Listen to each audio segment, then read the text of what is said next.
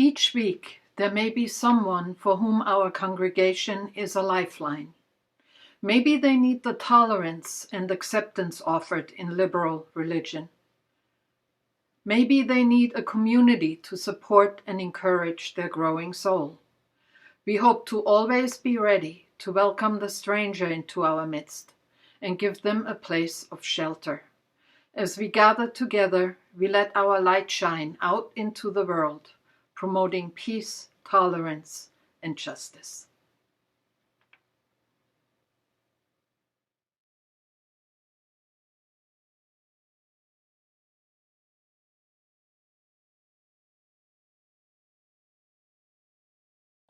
Three, four.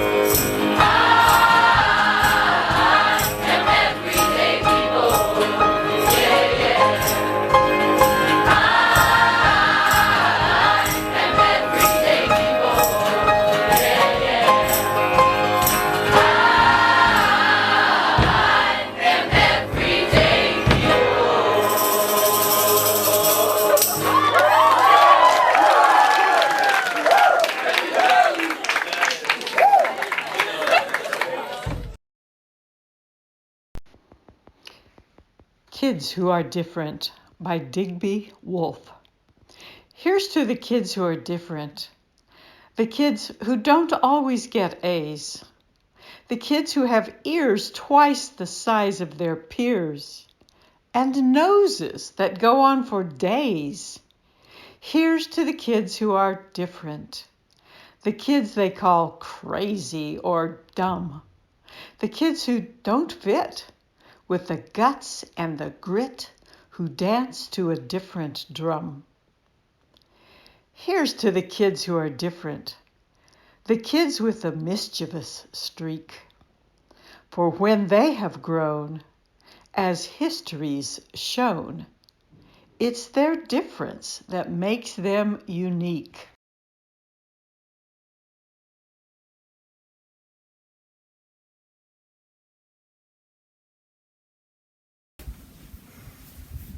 Please recite with me our shared affirmation of mission. This fellowship is a welcoming, diverse, and nurturing beloved community that promotes progressive religious thought and practice to create a more loving, just, and sustainable world.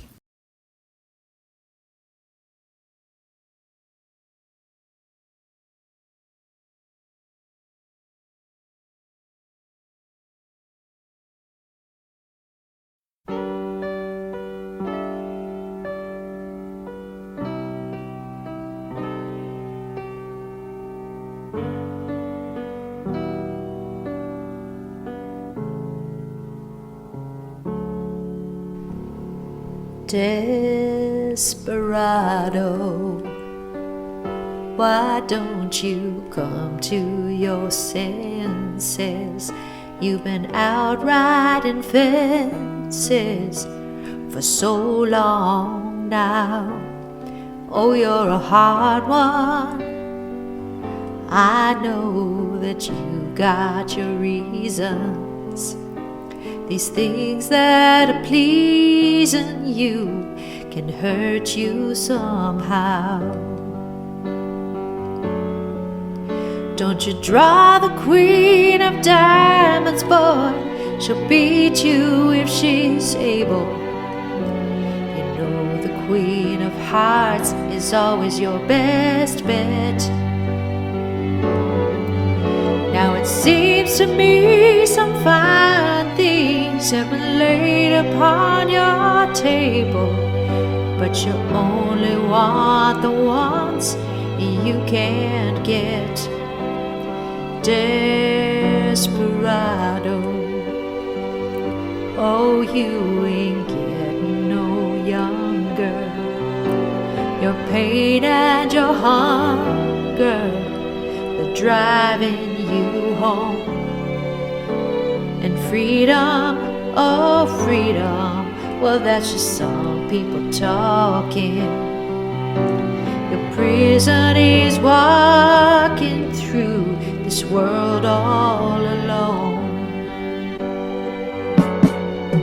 Don't your feet get cold in the winter time? The sky won't snow and the sun won't shine. It's hard to tell the nighttime from the day.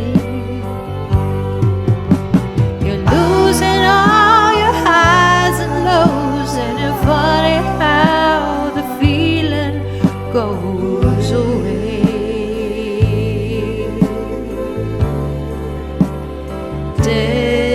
Desperado, why don't you come to your senses?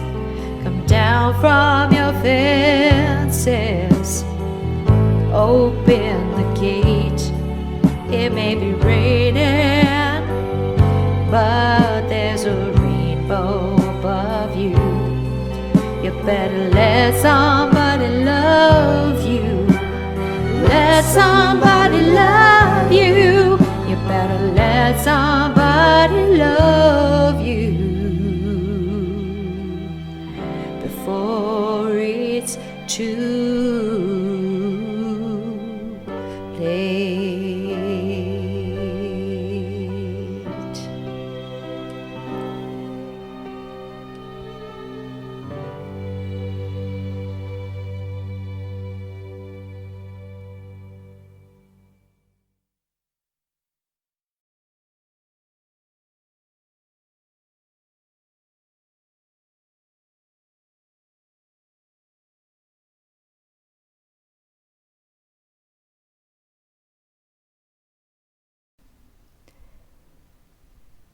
Deep calls unto deep. Joy calls unto joy. Light calls unto light. Let the kindling of this flame rekindle in us the inner light of love, of peace, of hope. And as one flame lights another, nor grows the less. We pledge ourselves to be bearers of the light wherever we are.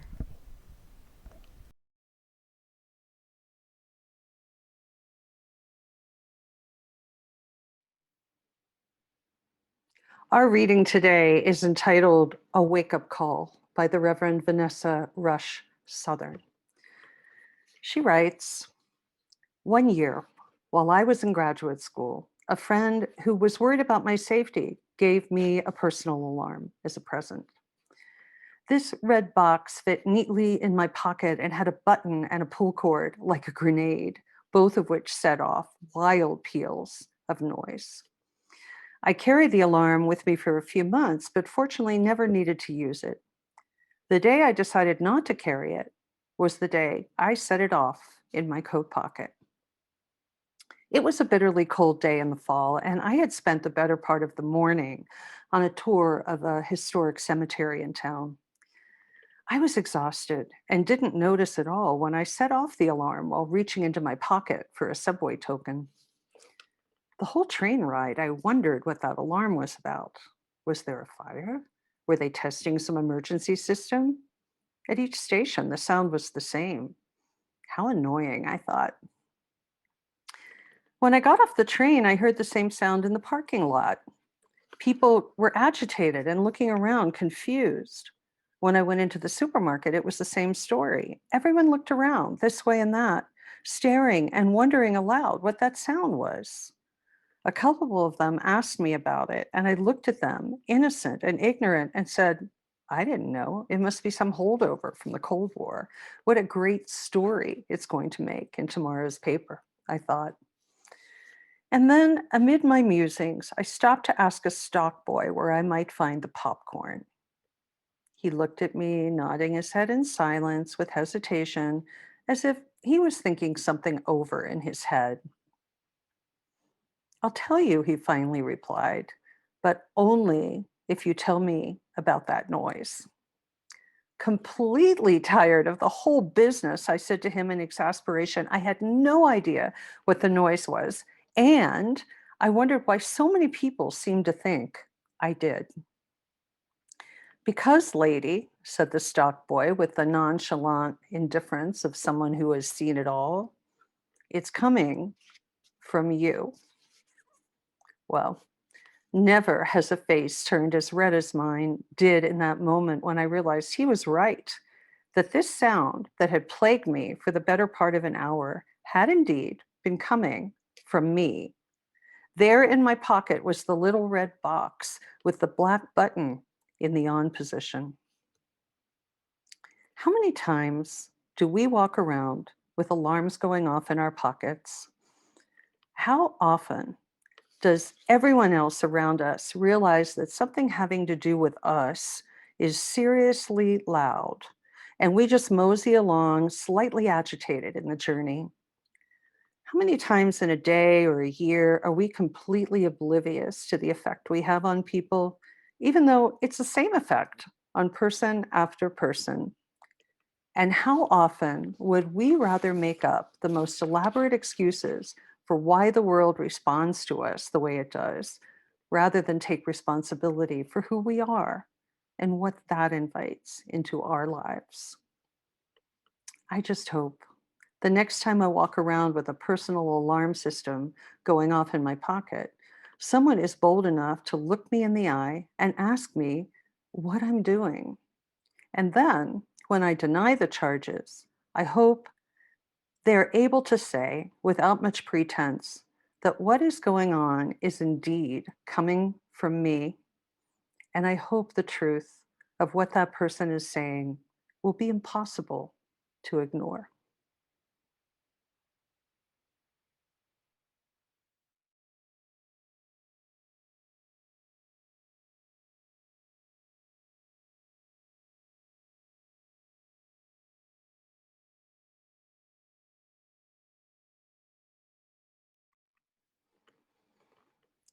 My sermon today is entitled, Thank You for Being Such a Pain, Spiritual Lessons We Learn from Difficult People.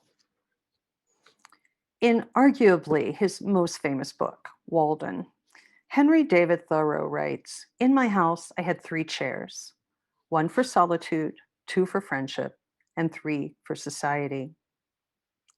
If one were to envision these chairs, I'd propose that chair 1 is a rocking chair of self-knowledge, chair 2 represents a love seat of intimacy, and chair 3, we could see that as a park bench or a pew, or the assemblage of chairs we often have in our newer UU congregations.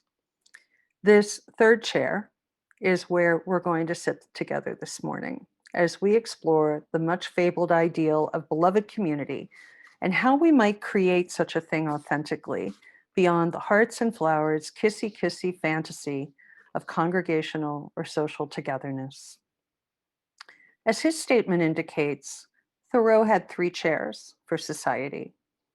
We often picture him as a mild-mannered, solitary tree hugger who modeled all things natural and spiritual, a woodland sage who epitomized the milk of human kindness. Not necessarily true. Ralph Waldo Emerson surely enjoyed Hank's companionship. He visited him nearly every day, as did other visitors to his pondside cabin. Legend has it that Thoreau once hosted 20 people at a time in his wee, folksy abode. In Walden, he claimed he was no hermit and he liked society as much as most. Yet, Thoreau could be a prickly fellow. He was disagreeable about taxes and railed against the status quo, even spending a night in jail and penning his classic Uncivil Disobedience. Yes, good old Henry David had alarm bells going off in his pocket too, shocking and disillusioning and demythicizing as that may be. He was someone's difficult person. He offended. The same could be said of Jesus or Gandhi or Martin Luther King, individuals who preached loud and long about beloved community while rubbing many people the wrong way and paying the ultimate price. In setting out to write about beloved community and difficult people, I harbored some of the pat ideas and images in mind.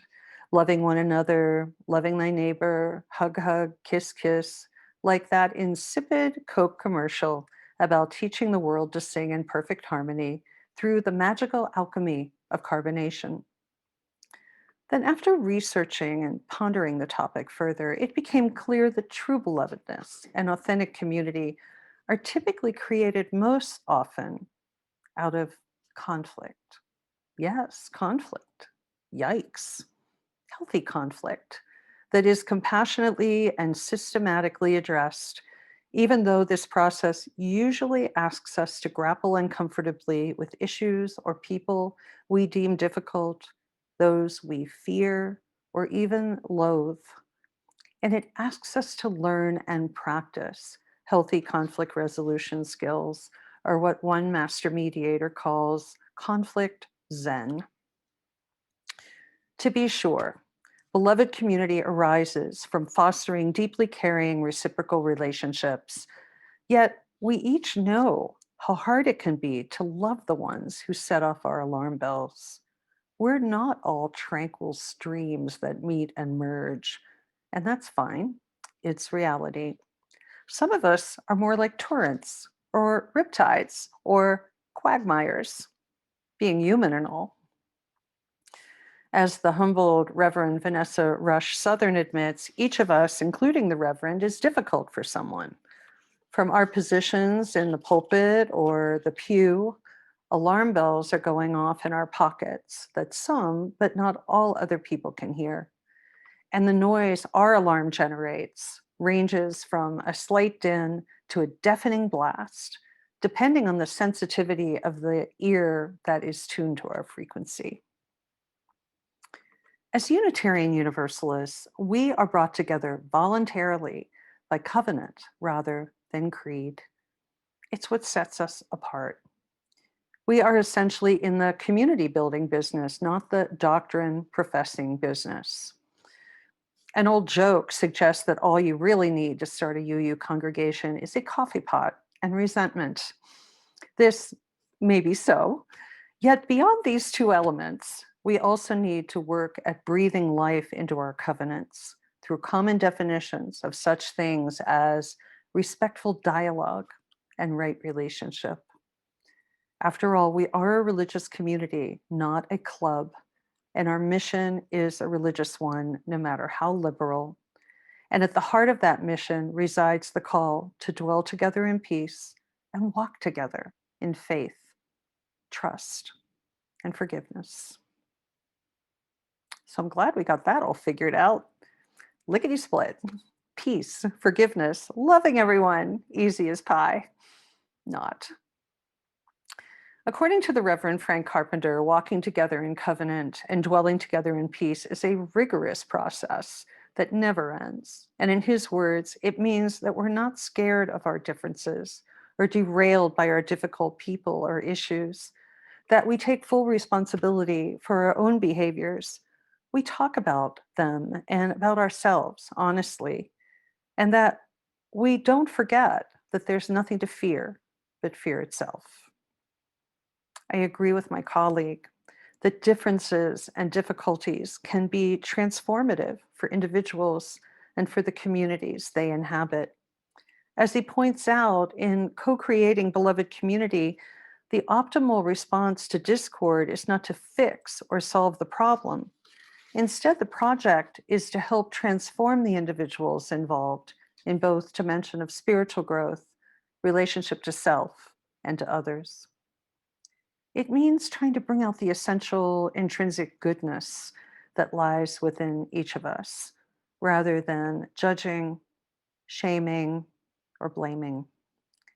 When this is successfully accomplished, the conflict builds up rather than destroys the community. Interim ministry for me is to some extent intended to allow this healthy interaction with conflict to occur. The process theologian Henry Nelson Wyman calls this scheme creative interchange, in which individuals express themselves truly and fully to one another while welcoming and seeking to understand the undisguised individuality of the other. I am a big Wyman devotee ever since divinity school, yet when I hear that I am being encouraged to understand the undisguised individuality of the other, all sorts of unpleasant images come to mind, like zombie movies or the COVID virus. What if the undisguised individuality of the person sitting next to me in the assembly, or living next door to me, or working next to me in my office, when we in fact go back to meeting in person, really turns me off or annoys me, or worse? What do I do then? Good questions that we face often in our lives. Sure, it would be so easy to dismiss, vilify, or ignore that person, but there's another possibility, and here's a proposal, namely embracing and even learning from these seemingly difficult people, the ones who push our buttons, set off our alarm bells, as we strive to create authentic, beloved community and a nonviolent, open society that's flexible, a bit messy, and brazenly imperfect. Let's face it, the presence of all of us blessedly difficult people in a congregation is a given. It may also turn out to be a very good thing, believe it or not. Remember, the oyster does not produce a pearl by just sitting there. It only produces a pearl by grit and friction. Likewise, a beloved community of imperfect souls, like the ones you are a part of, by necessity become a laboratory for lived principles and spirituality tested under various conditions. One of the resources that was most helpful and fascinating in preparing this sermon is Mark Rosen's book, from which I take the title of my sermon, Thank You for Being Such a Pain, Spiritual Guidance for Dealing with Difficult People. I don't know about you, but it's often hard to envision thanking the people who are the biggest pain in my neck, or sometimes somewhere lower. But practicing gratitude is basic spirituality. And of course, I wholeheartedly promote our first principle, affirming the worth and dignity of every person, as long as people live up to their own dignity. And our third, acceptance of one another and encouragement to spiritual growth in our congregations. But I'm still human. I'd rather skip it. And I'm a minister. How about you? Yet, what would we learn and how would we grow, both individually and communally, without the grit and the friction? How would we create the pearl?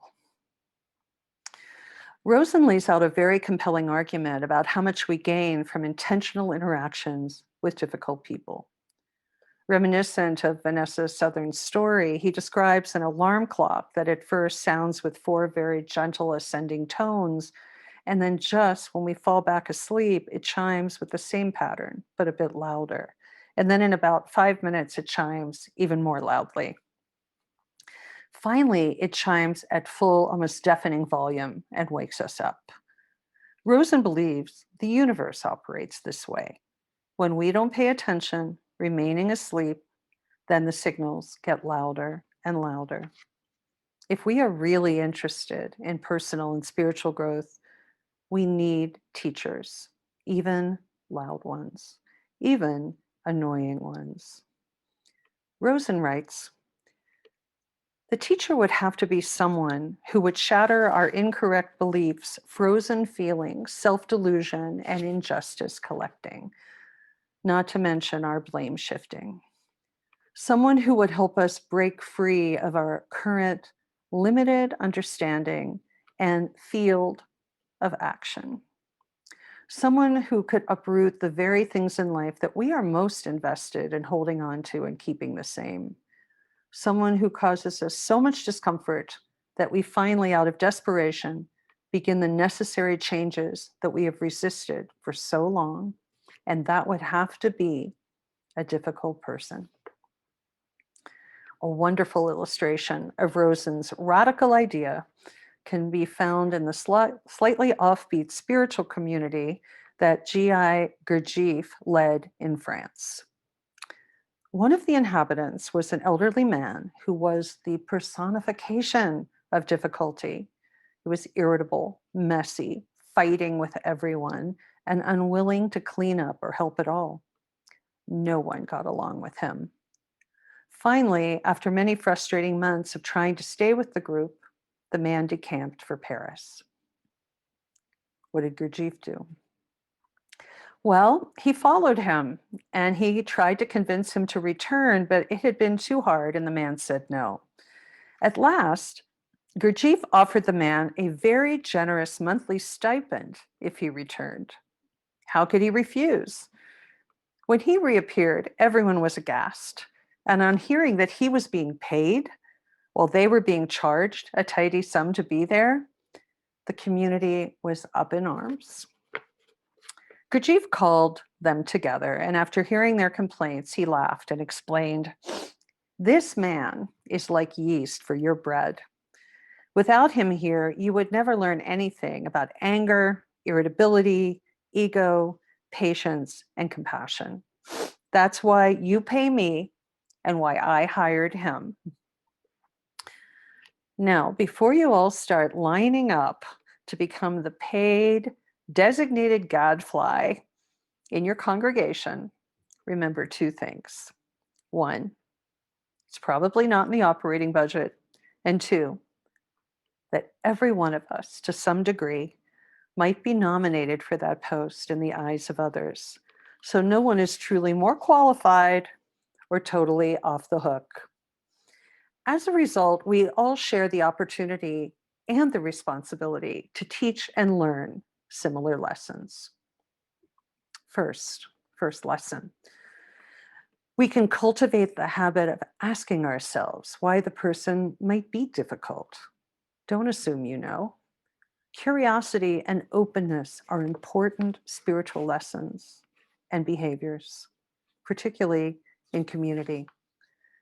People are difficult for a variety of reasons. They may have emotional wounds, they may have low self-esteem, they may be experiencing a crisis. Some difficult people are just different in temperament or values. Others aren't really relationally adept. They may be unstable or suffering from a mental illness. They may be on the spectrum, but you don't know. So the first lesson is to cultivate the habit of asking yourself why the person might be difficult. However, the assignment here is not diagnosis and treatment. It's actually more about self-reflection. In the words inscribed on the ancient oracle of Apollo at Delphi, know thyself.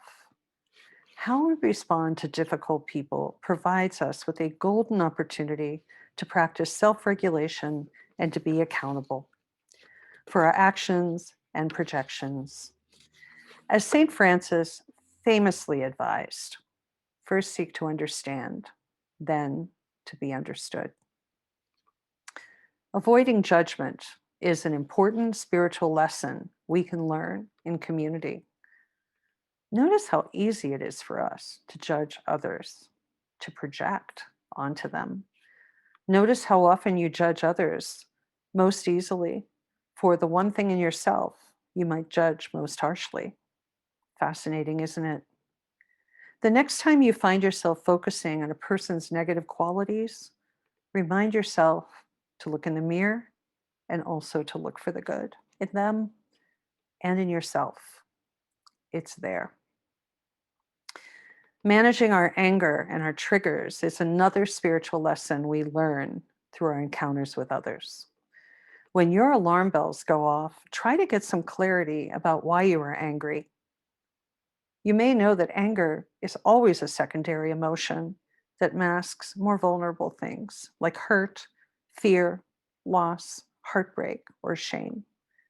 What is the real emotion behind the thin veil of your anger? Know thyself. Finally, forgiveness is a spiritual lesson we never stop learning and practicing. Forgiveness is not something you do primarily for the other person. Rather, forgiveness frees you to open your heart and move forward. It is an inner state rather than an outer act. If you cannot forgive others, if you cannot forgive them their difficultness, ask yourself why. Know thyself. As I apply all these ideas and prescriptions to myself, I can hear alarm bells going off in my pocket too. There are times I wonder at how I haven't gone totally deaf.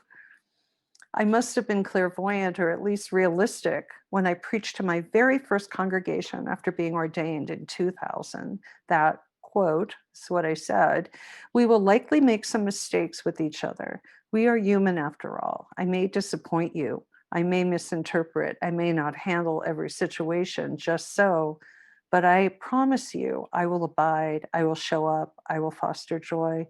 I will open my heart." I've learned so much in 20 years, and this is still my vision of ministry and of beloved community among real, messy, genuine people. In her book, In the Company of Women, Mary Gordon tells the story of a feverish, cantankerous, broken old man who wanders into the urban darkness and finds the light of an all-night diner irresistible. He enters the steamy, greasy warmth of the place, slumps into a stool at the counter, and picks up a matchbox. And on it is printed, "Ace 24-hour cafe, where nice people meet." Gordon writes that tears came to his eyes for the hopefulness, the sweetness, the enduring promise of human love, plain human love. Gordon's character shuffled to the Ace Diner. Thoreau found his place to Walden. And we're gathered here in this sacred place, currently on YouTube, but a sacred place you typically inhabit among the beauty of the Red Rock, where essentially nice people meet. We come hoping to be surprised by love in spite of our failings and yearning to grow through an ever renewable covenant of honesty, accountability, and forgiveness. We have our coffee pot, and we have our resentment, and we have each other. Pains in the neck, though we may be at times. Together, we teach and learn the essential spiritual lessons and make a glorious mess in the creation of a pearl that can be rightfully and proudly called beloved community. Thank your difficult people for being the teachers you need in this life to grow through grit and friction. And then express your gratitude for those who abide with you despite your vulnerabilities and your foibles. As the self-proclaimed wayward monk Shozan Jack Hobner reminds us, the people in your life are not getting in the way of your spiritual practice. They are your spiritual practice. This is the work of self-transformation. This is the journey of a lifetime. Along the way, pull up a chair or 3. Know thyself. Open your heart and listen for the ringing bells of truth tolling in your pocket. Blessed be, blessed we, and amen.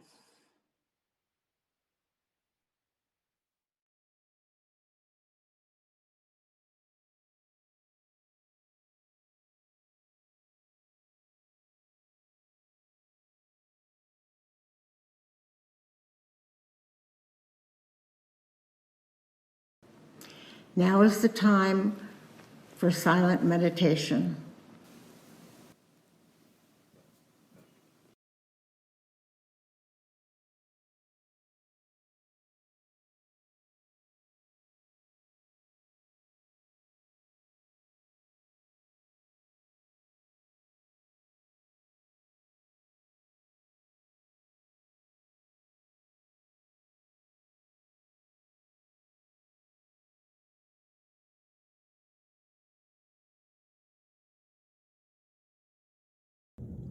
We have been warmed by fires we did not build. We have drunk at wells we did not dig. In gratitude of our many blessings and many needs, this morning's offering for this community will now be received.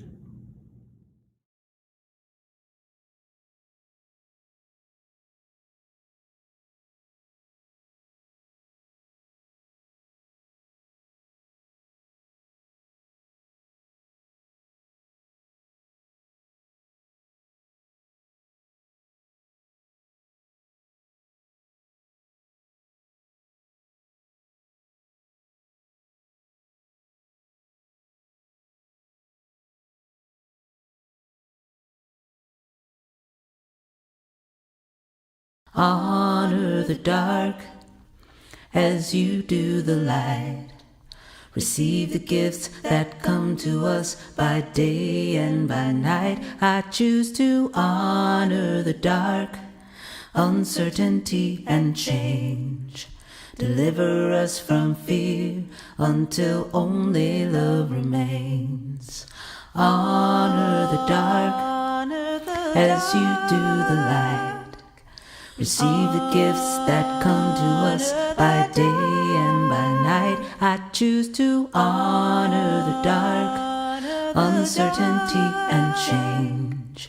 Deliver us from fear until only love remains. Honor the dark as you do the light. Receive the gifts that come to us by day and by night. I choose to honor the dark, uncertainty and change. Deliver us from fear until only love remains. Honor the dark as you do the light. Receive the gifts that come to us by day and by night. I choose to honor the dark, uncertainty and change. Deliver us from fear until only love remains. Honor the dark.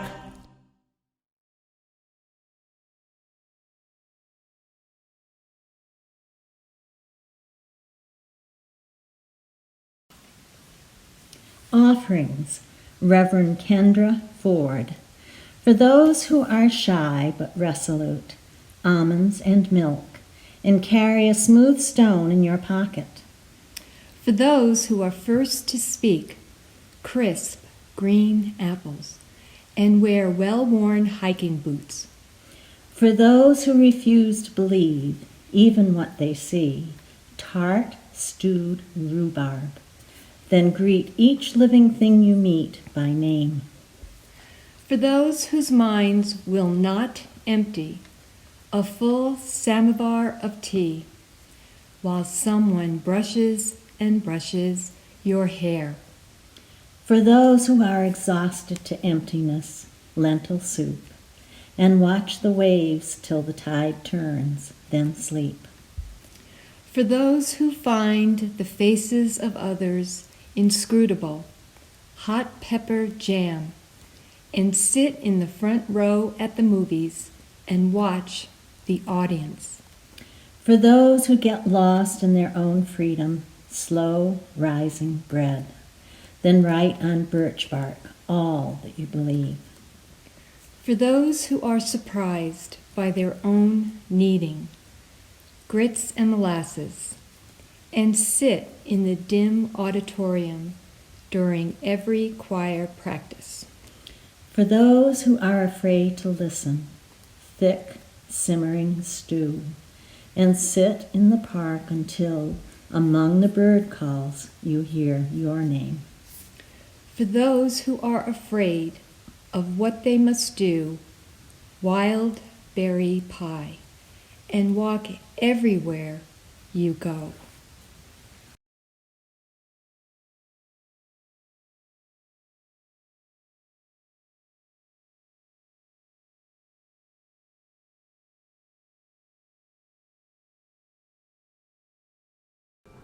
When I find myself in troubled times, Mother Mary comes to me, speaking words of wisdom, let it be.